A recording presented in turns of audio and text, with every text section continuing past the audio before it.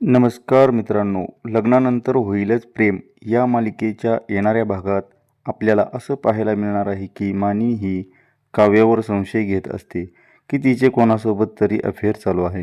त्यामुळे ती सहजासहजी इतक्या घर सोडून गेलेली आहे.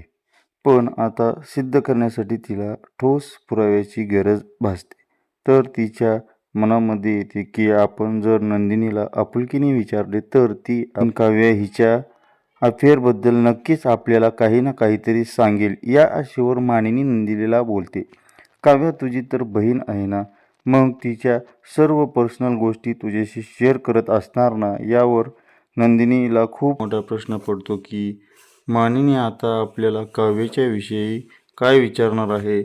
त्यावर ती म्हणते, आई काय झालंय काव्याचं, असं अचानक का विचारताय तुम्ही. असं बोलून ती गप्पच बसते. इकडे दुसरीकडे जीवा आपल्याकडून झालेल्या चुकीची सुधारण्यासाठी आटोकाट प्रयत्न करत असतो. त्यासाठी तो त्या डीलरकडे जातो आणि त्याच्यासमोर हात जोडून विनंती करतो की आनंद निवासची डील मागे घ्या. यावरती तो डीलर आश्चर्याने जीवाकडे पाहत राहतो.